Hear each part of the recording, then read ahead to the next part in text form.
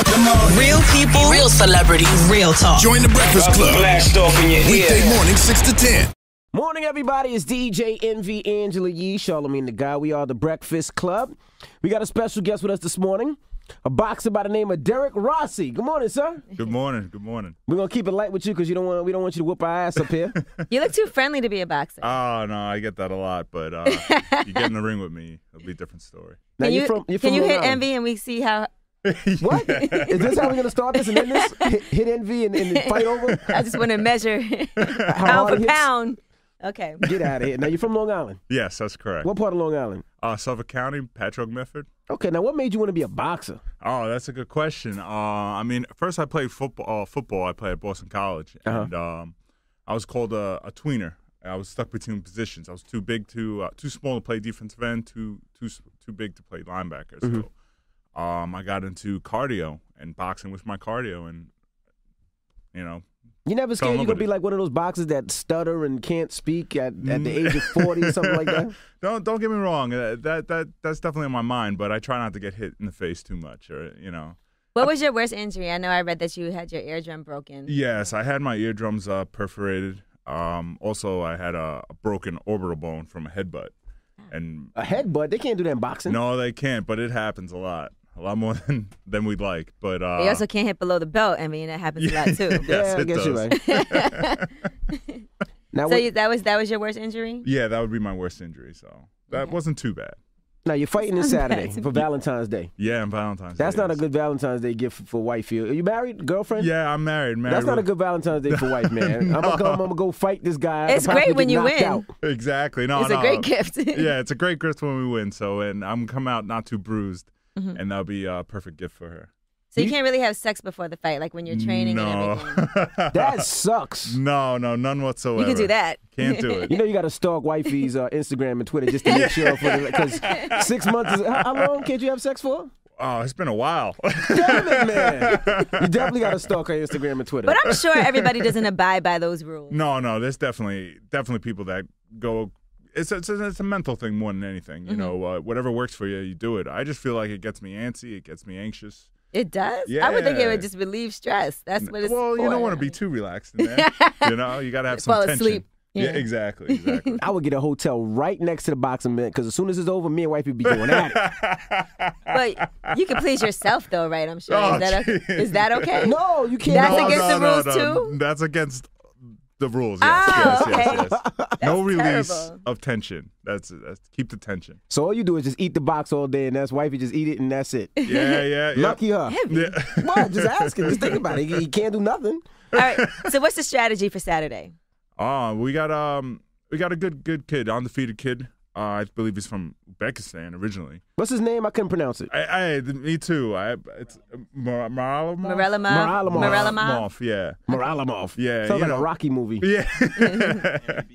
Yeah. He's undefeated and strong, real strong. He likes to come in and come at you, and we're just gonna try and keep it smooth, keep it outside, and box his ears off. You got to knock his ass out. You got to bring this title back to New York, man. You know it. And Now, also, would you ever think about, like, let's say, losing weight and fight in another class? Would that be possible? Like, would you say, you know what, I'll fight Floyd Mayweather? Nah, I ain't I'd wither away. What's he, like, I don't think he could welterweight, get that small. No. Floyd's smaller than me. It's hard for me to lose 10 pounds. It's just, I lost weight. I was like 260 pounds from playing football, and I went down to 245. Now I'm at my lightest at 232, and I feel great. So going lower than this will probably kill me.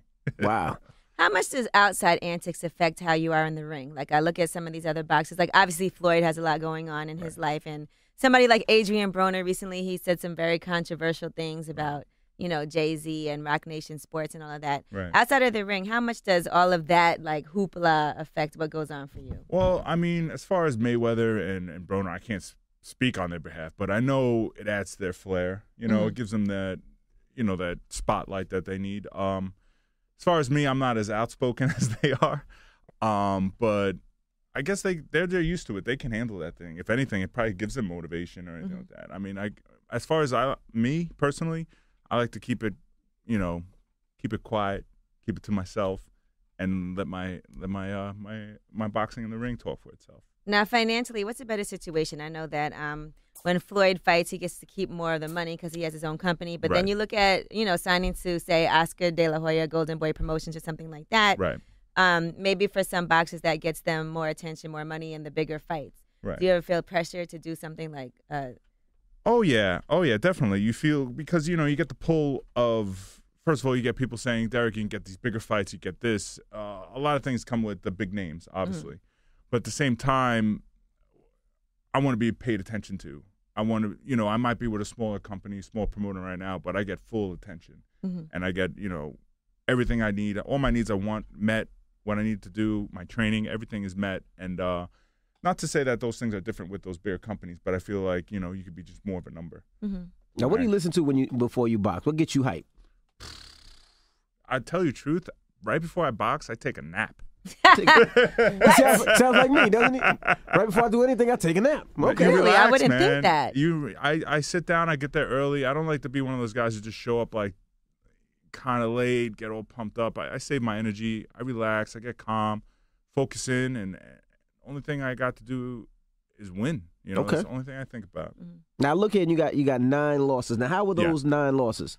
Were they knockouts or were they slips? No. One was a decision. There were decisions, and some of those were rough decisions. Hey, every boxer has the stories. Some of those were legit losses, and some of those were not so legit.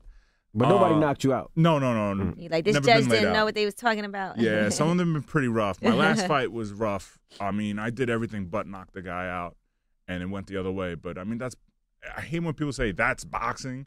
You wish it would change. You think 2 people get in there, give it their all, and who comes out the winner is the guy who should win. Right. Unfortunately, that's just not how it is in boxing, sometimes life, but you keep fighting on.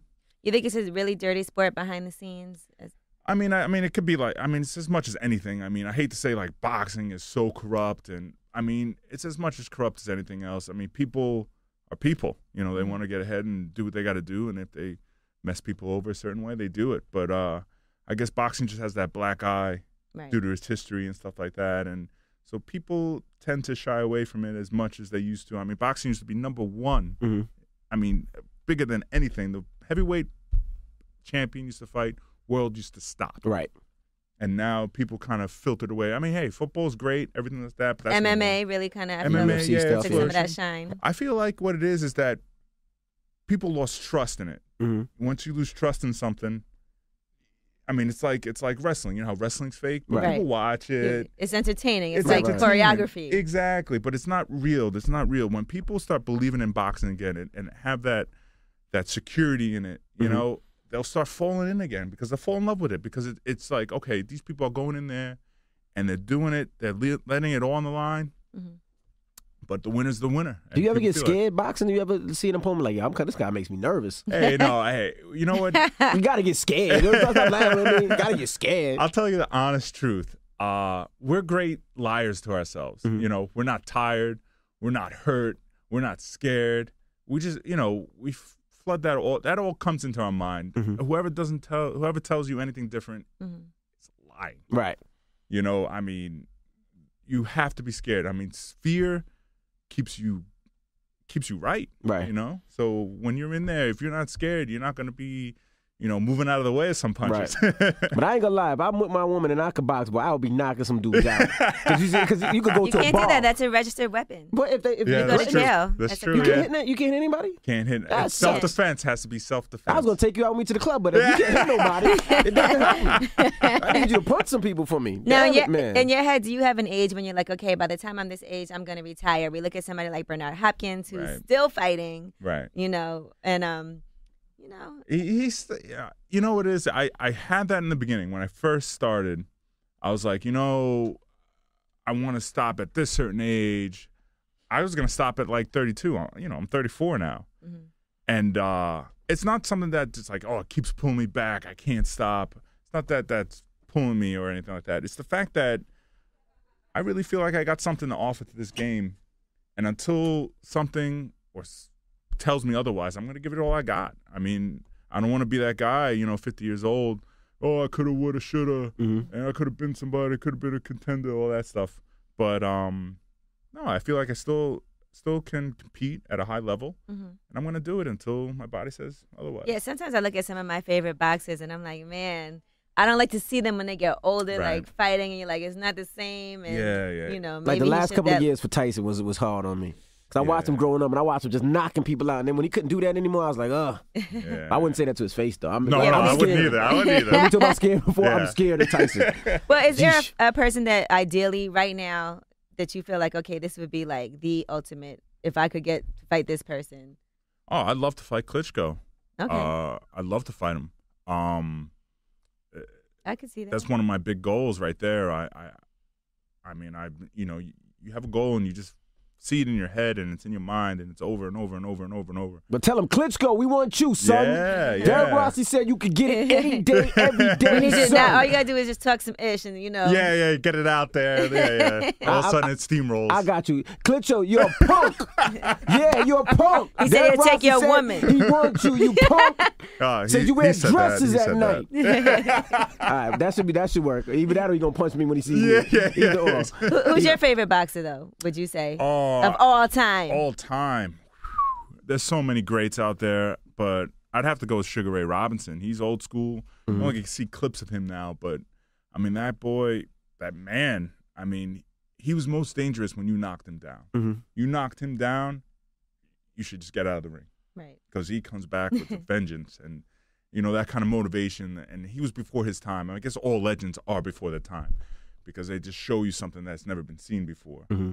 And he did that. I mean, the weight classes he jumped through and the titles he won, I mean, it was unbelievable. And the adversity he went through, not just at that time that he was in. It just shows what kind of individual he was. And Right. everything, his whole makeup is. And that's something you aspire to and you want to be like. You want that in you. Right, And gotcha. I just hope I have it. Okay. Now, how often do you train? I don't think there's a day that I don't. And last question, the Shaolin Fist. That's your nickname.